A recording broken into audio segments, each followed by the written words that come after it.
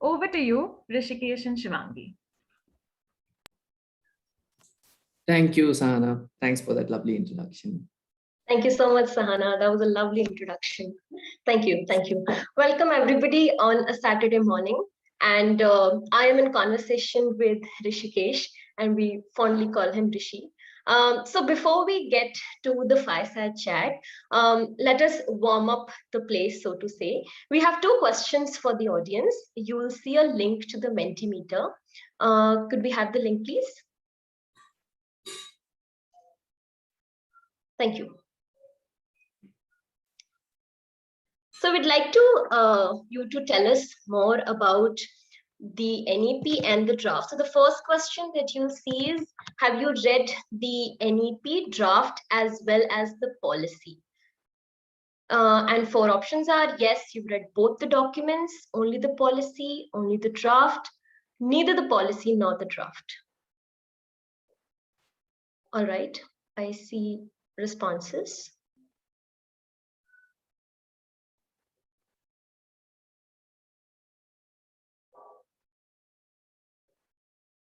Fantastic. Okay, Rishi, we have a majority with only the policy here. All right. Thank you. Thank you so much. Can we have the next question, please? Yeah. So next question is, do you agree with the content of the policy? And your options range from absolutely agree, mostly agree, somewhat agree, and absolutely disagree. Okay, so we have responses for mostly agree and somewhat agree.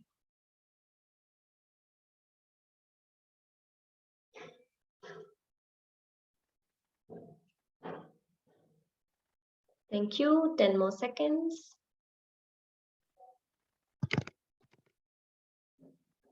All right. Thank you. Thank you so much for sending in your responses. And we'll try and unpack all these questions around NEP with Rishi. So Rishi, my first question is about the context of NEP. So if you could tell us, how is NEP different from all the policies that the governments have launched? Why was this new policy drafted? And how radical are the changes that are expected? Rishi, if you could tell us. Yeah, sure, Shivangi. Hello, everyone. Good morning. Thanks for joining.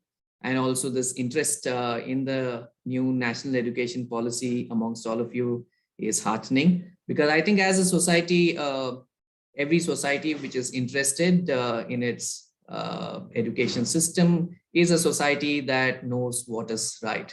And hence it is indicating that all of you know what is right for the society, and as to why we need to invest in our education system. Not just education of our own children, our own families, but then the entire system is what will help us build the society. So having said that, Shivangi, to answer your question, it's been around 30 years since we had our last education policy. And the one before that also took nearly 20 years. So we had 66, 68 when Kothari Commission was established, and they gave us a report, which was the first policy that spoke very deeply about school education. And then we had the 86 policy, which again focused on school education. And after that, we didn't really have any guiding document except one in 92, which was plan of action for the 86 policy. And then in 2000, we started working on the right to education bill. So we had many drafts of the bill.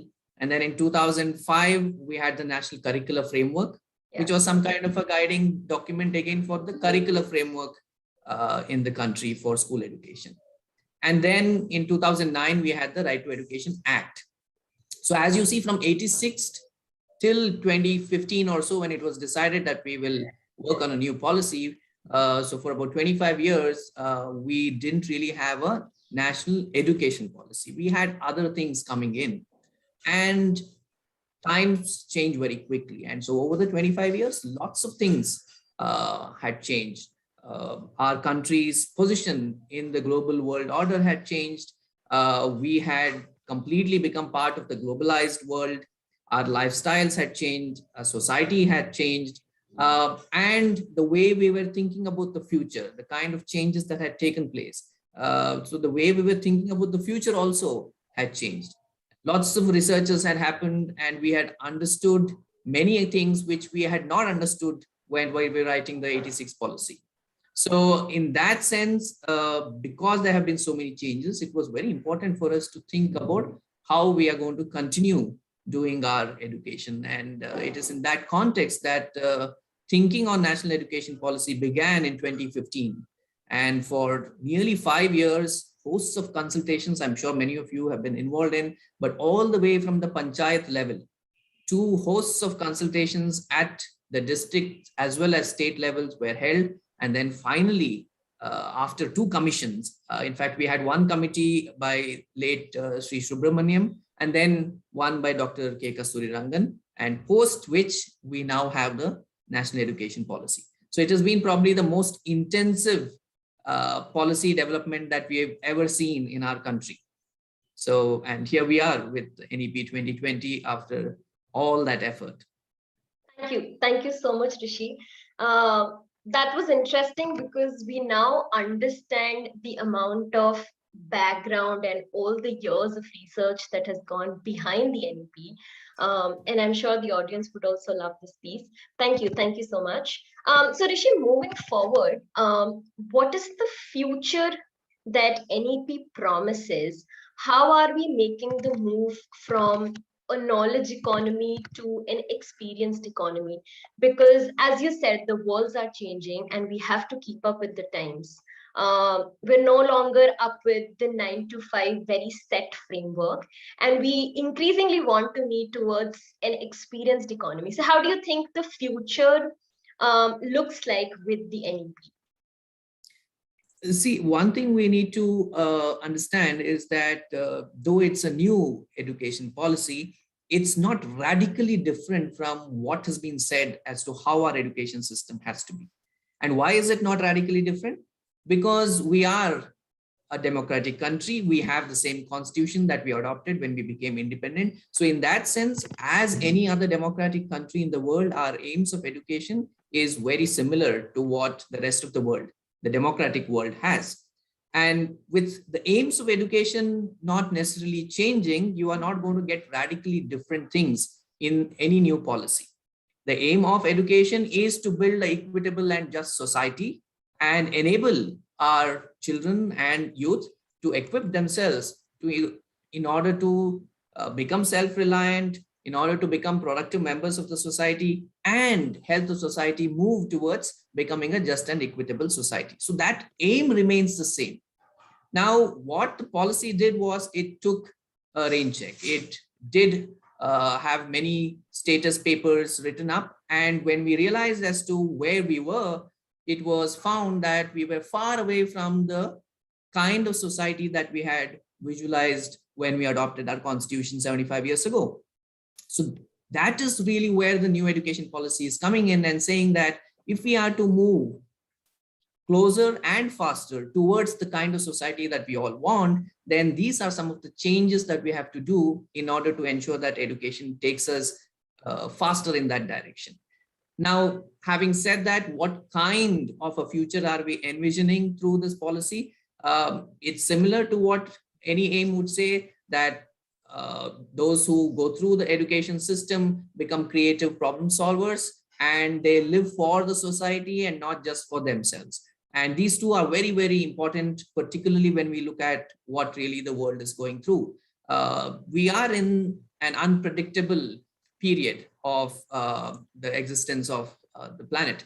And when it is so unpredictable, you can't really prepare completely to face that world. 20 years down the line, when a child who is now in grade 1 is going to be out there in the world trying to make a mark for herself, we need to equip that child to a world which we have no clue about how it's going to be.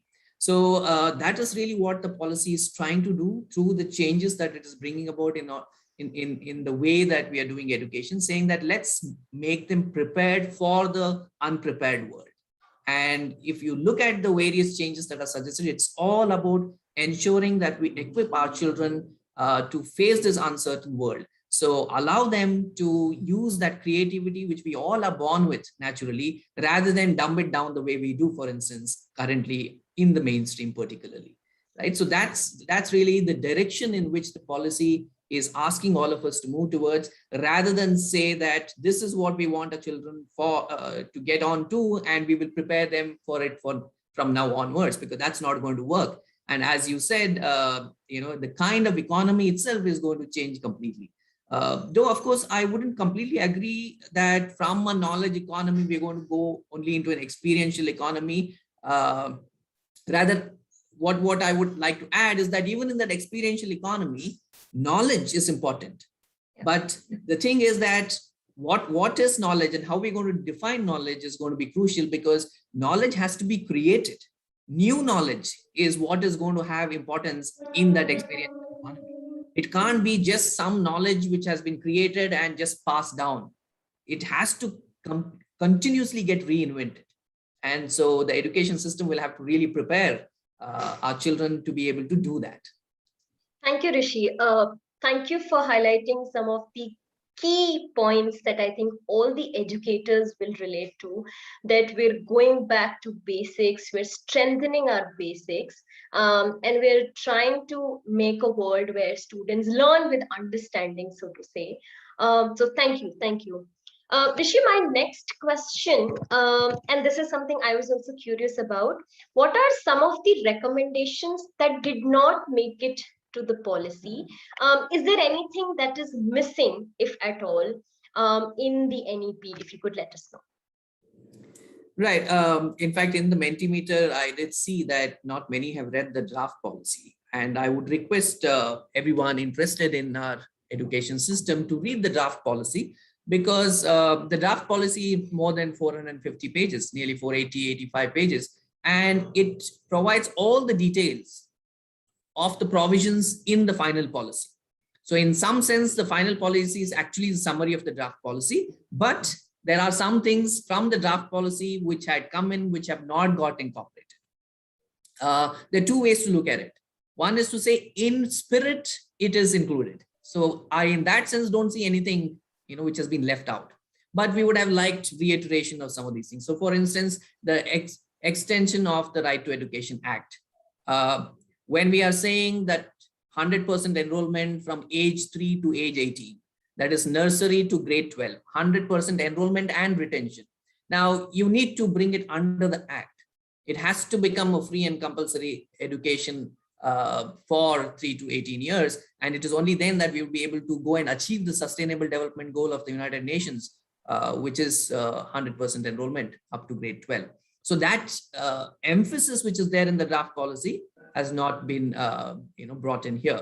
The other is that this particular point that para teachers or contract teachers, basically teachers who are just brought in just by paying almost a daily salary rather than being on board and being tenured. Now that is not a very viable, sustainable way of ensuring teacher quality. And so the draft policy was very clear that wherever we have the system of para teachers, particularly in the public education system, has to be removed. Though the Right to Education Act had already made it illegal to have para teachers, but the policy was reiterating, and we don't see that reiteration in the final policy. And then finally, if I really have to pick holes, then one would be on the boards of assessments. The draft policy was very clear as to what is the role of boards of assessments. I mean, be it CBSE, ICSE, or any other board that many schools get affiliated to. Because when you look at what the boards were supposed to do, they were just supposed to design exams and offer it, and anybody could take those exams. But they've landed up affiliating schools, which they had no business doing in the first place. So draft policy is very clear that boards of assessment have to focus on assessments and give certifications based on what their assessment framework is, not go about affiliating schools. I mean, that has to be done by a different institution or an agency. So that again doesn't really come in as strongly. It does come in.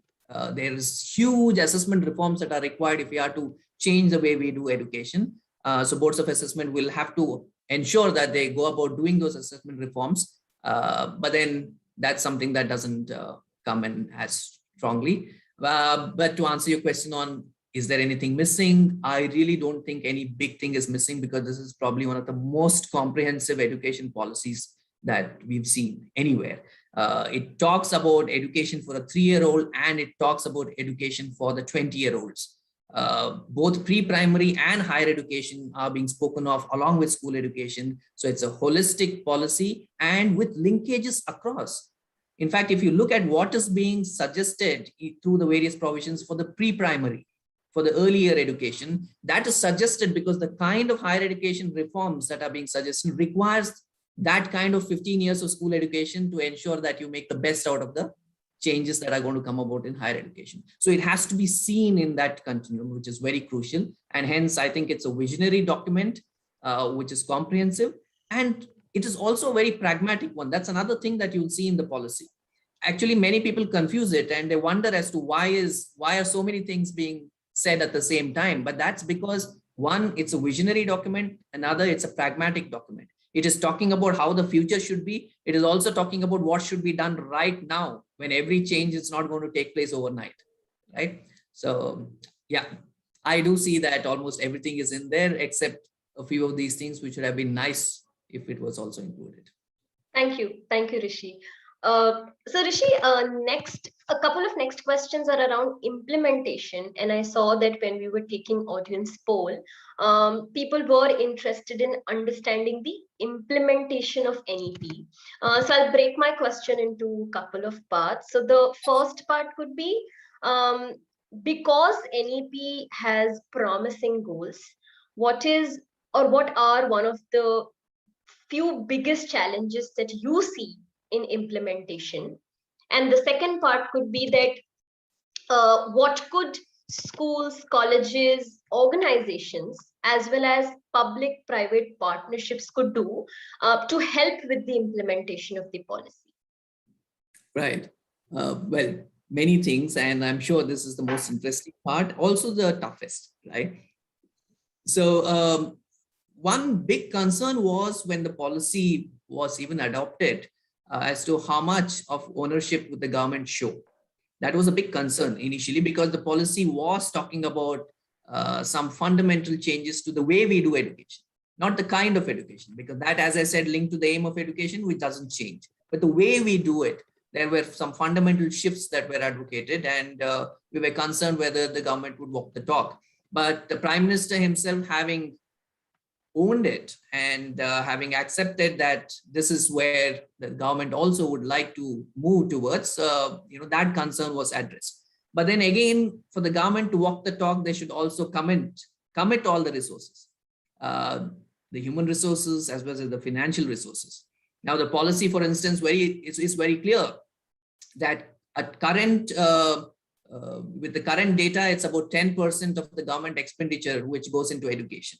Now, this is both the center and the state put together. On an average, 10% of the government expenditure is on education. Some states do a little more, some states do far more, and some even lesser. But then what the policy says is that this is completely inadequate. We, at this point of time, should have been spending about 20% of the expenditure on education. Right? But since it's a pragmatic policy, it is not saying unless you get 20%, nothing can be done. What it says is, let's begin the changes for which we probably wouldn't require any money, right? In terms of change of laws, change of rules, and bringing in cadres and things like that. And where we require money, for instance, hiring more teachers, hiring more teacher educators, hiring counselors, hiring social workers, and all these other things that the policy talks about. Policy is saying increase the expenditure on education 1% every year, so that by 2030, we move to 20%. Now, that is something that I'm concerned about, particularly because of the pandemic and the havoc that it has created in the economy. Obviously, you can't immediately start demanding those financial resources, because we all know that, everyone is really looking as to how to find those resources, financial resources, every government. So that's a bit of a concern. But then if the government is going to walk the talk, given that it has accepted the policy and wants to go ahead with it, they have to bring in the financial resources from somewhere. Otherwise, the entire implementation will not be possible, which is very crucial. In terms of what every institution, every stakeholder can do. I think one is to understand as to what is the principle behind which or on which the policy rests. And that is about building this society which we all are going to be proud of. So that's where individual stakeholders, for instance, we all need to invest, because we all know that the kind of society that we finally ended up creating, though none of us probably wished for it, is this highly individualized and very competitive society where, if you climb over the other, you reach the peak, right? And that's what finally even those board exams have made us do. So that's the reason why I spoke about the assessment reform. Now, from there to get on to ensuring that collaboration, teamwork, building things together is going to be emphasized and going to be given more credit than what you do, by yourself individually, is something that all of us can start by talking about it with our children, with our peers, with our colleagues, and creating those working environments. And so that's, I think, something that we should understand from the spirit of the policy or the principles of the policy. And then, of course, going forward to also agree and move along and change the direction in which we are going, aligned to the new researches in neurosciences that the policy uses to talk about even the different structures, right? So when policy talks about school education structure of first 5 years as foundational stage, it is very closely linked to neuroscience research, because till about 8-9 years, that's the kind of education we require for the human brain to optimize its capacity.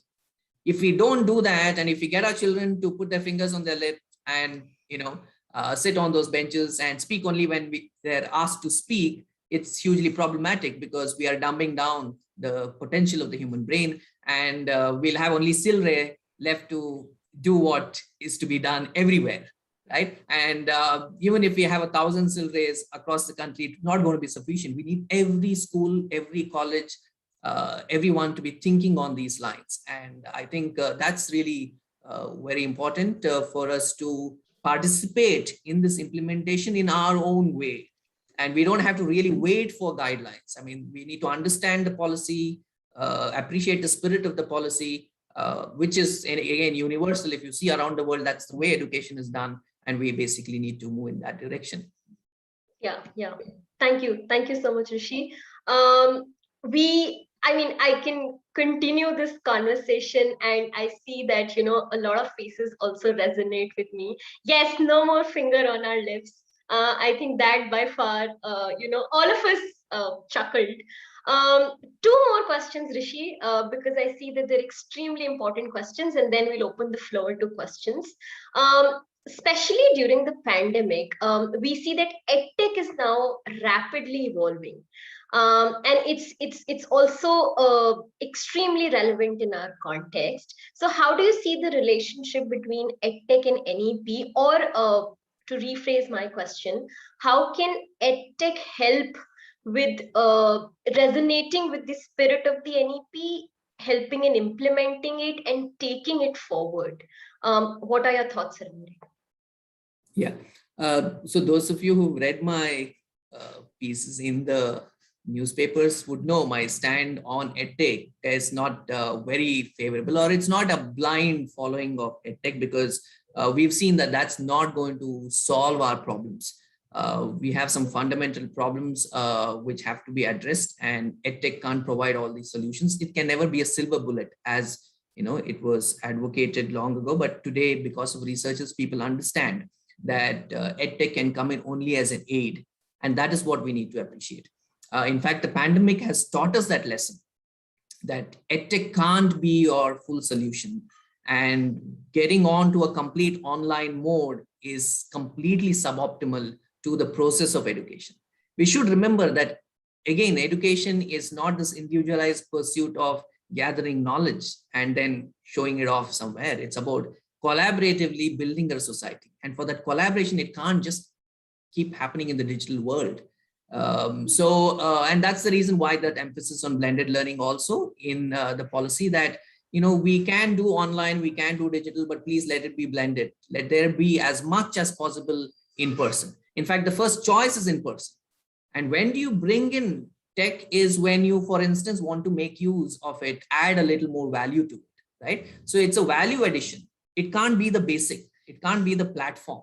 It can only come in as a value addition. You have a classroom, you are talking about it, discussing things, engaging with this experiential way of learning. And then we need to understand something which we can't really see around us. And then we bring in technology to try and see that. Or, I'm doing a class, and Shivangi, I would want you to come in and talk about assessments that you do at AI. And so then we hook on to the digital media and then, get you on. But then it can't be that I, in Nazim Premji University, run an assessment course and I get you to, from Delhi, run that course online. It's completely suboptimal. It doesn't work. And we all have realized that over the last 2 years of having moved to online, that it is not only tedious, effort intensive, but it doesn't provide the outcomes. And when anyways, we have so much of gap in terms of the digital infrastructure. But again, I don't want to emphasize on that gap, because that is irrelevant. Even if you become 100% completely digital compatible and have a fancy infrastructure in place, it can't be the foundation. And in fact, there are researchers in Europe, for instance, Netherlands it has the best quotient on the digital infrastructure.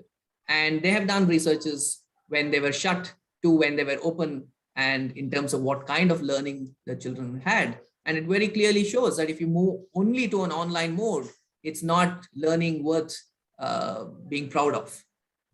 So tech can come in only as an aid. And I think that's the big learning for us from the last 2 years. But then tech has a lot of role to play.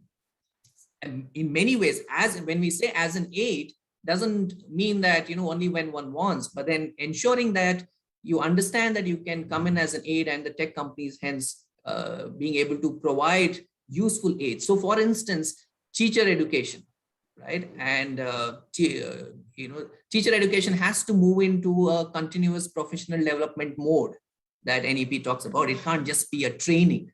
In fact, even using the word training is problematic. I mean, you can't train teachers. It has to be professional development, for which technology can play a significant role. Because if we have technology platforms of the kind we have in some states today, teachers can engage in their self-professional development on a choice-based mode, at a self-paced mode, right? So these are things that would be possible only through technology. And that is where technology has to come in a big way. So there are different areas in which technology can play its role.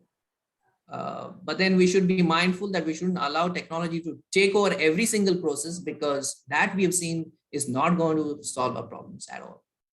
Thank you, Rishi. I think these are important takeaways to sort of really streamline each stakeholder's contribution in taking forward NEP. Thank you so much, Rishi. We're opening the floor for questions. So audience, if you could send in your questions in chat, or if it's allowed, you could also unmute and ask the question. I see one question in chat. Yeah, let's take that. So the question is, Rishi, how often do we need to revise the policy? So to say, how often do we need to update the policy given the rapid changes? See, what this policy says is that after about 15 years, when almost all provisions are in place, we need to start thinking about the new policy. Because in about 15 years' time, many things that may have been said now may not be as relevant. And so we need to start thinking about it. And for the next 5 years, you keep seeing as to what this policy has done and where we are headed. And in about 20 years' time, we have the next new policy. So 2040, we should have another policy, is what already that this policy is saying. But at the same time, we should remember that this is a policy which is like a guiding document. It's a visionary document. So it is also speaking in a very open way. It allows a lot of flexibility. So it's not that there can't be any change, any revisions. It allows for that. It's inbuilt. So which basically means that on a continuous basis, we are looking at what are those changes that we need to make.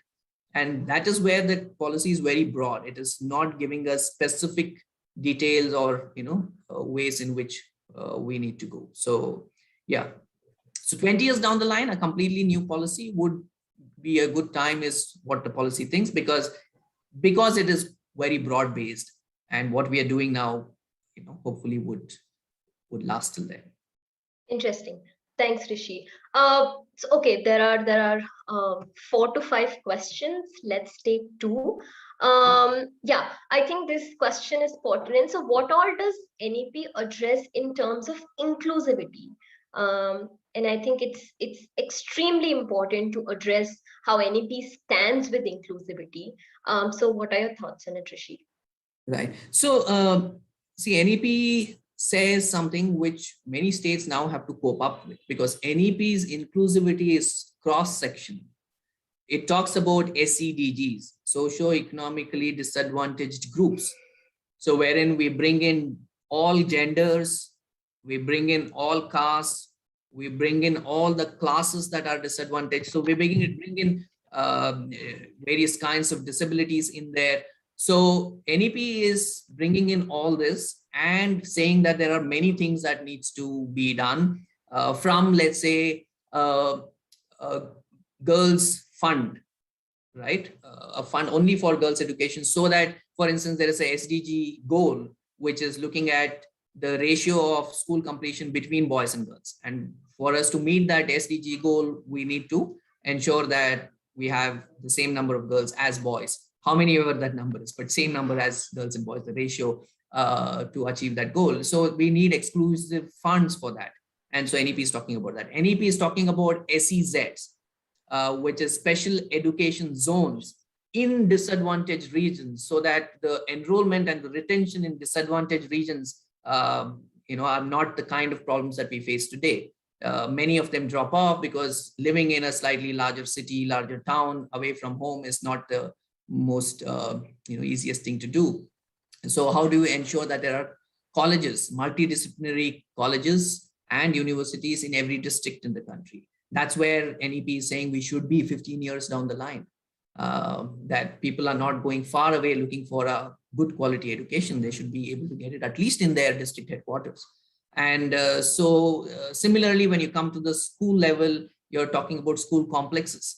That is because if every panchayat can have a very well established K-12, then we can ensure that every single child is able to get good quality education. There is a question here also in terms of rural children. So yes, that's the way we're addressing it. NEP is also talking about a single window scholarship, right? So that people are not missing out on scholarship, and they're not wasting time and energy in looking for the scholarship.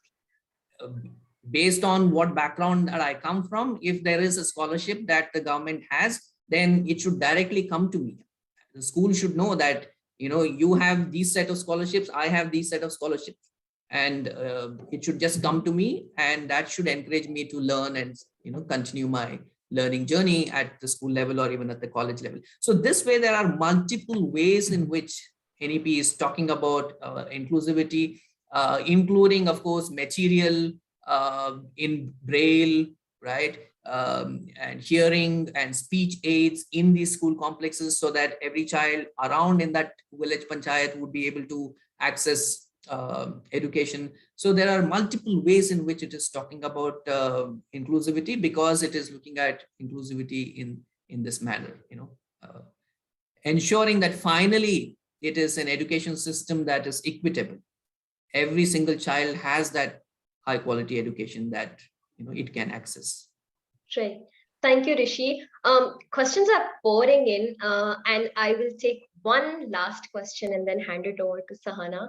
I'm taking this liberty. Rishi, the last question is that we talked about educators wanting to make a difference within the education sector, but what about individuals who are outside the sector but are extremely interested in contributing to the spirit of the NEP and taking forward what it espouses? So what do you have to say for them? How do people from different sectors, young people from different sectors, Right. take forward the vision of NEP? Yeah, so there are multiple ways in which it can be done. In fact, if you look at what the Ministry of Education at Delhi is doing, again, now they're using technology to ensure that, we are able to get the best minds in our country to contribute in this endeavor. And so there are these various platforms that have been created. Diksha is one such platform where most educationists know that we can upload whatever we have which we would like to share on Diksha. And Diksha is available for every single educator across this country. So as a young innovator or even an entrepreneur, I create something and I upload it on Diksha, and that is available to all my 10 million, to all the 10 million teachers across the country, or a million schools across the country. So that is the way we can contribute even without being physically present anywhere. But the other ways are to engage with our state governments, because every government is looking at resources that they could bring in to help them make these shifts, because these shifts can't happen overnight. So for instance, there's lots of translations required, because NEP is also talking about bringing education closer to the language that our children are familiar with, particularly at a younger age. So for instance, those of us who are well versed in our home languages, which may not be even the state language, creating materials in those languages, and creating podcasts in that language, and then sharing it with the state government, could go a long way, because this would help, for instance, very young learners who are coming in with different home languages that teachers are not very aware of. But then NEP says we need to use those languages to help them start engaging with education before you move into a stage where at least you're using 3 languages. But till then, you should use as many languages as that comes into the classroom. And for that, there can be many resources that can be created by young people around. So there are different ways. Once, as you start reading NEP, you will see that there's so many ways in which one can contribute. And then the way to do it is all the way from Delhi, straight away contributing there, meeting NITI Aayog folks or Ministry of Education folks. They all would be more than happy to have bright ideas. But at the same time, for implementation, meeting the state governments and the education departments of the state, because the implementation is going to happen at the state level, given education is a concurrent subject, right? So multiple ways in which it can be done. In other ways, of course, organizations such as Silray, EI, joining these organizations, which are all dedicated to education, rather than just some corporate world entity, could also be another way for a youngster to say, I want to contribute to the building of my society. Thank you. Thank you, Rishi. Thank you so much for taking out time on a Saturday. And we've come to an end of this session. Thank you so much. I think each and every person here has a list of learnings that we can, take back to our own worlds. Lovely having you. Thank you. Over to you, Sahana. Thanks a lot, Shivangi. I think those questions helped us have this chat. So thanks so much for thinking through and asking those very, very relevant questions. And thanks to everyone at Silray for putting this together, because I've been looking for all those videos that are there, because I have not been able to join live. And I hope that this small fireside chat has warmed up day 3 for all of us, and looking forward to the rest of the day. And thanks once again, Shivangi. Lovely chatting with you. Thank you. Thank you so much, Rishi. Over to you, Sahana.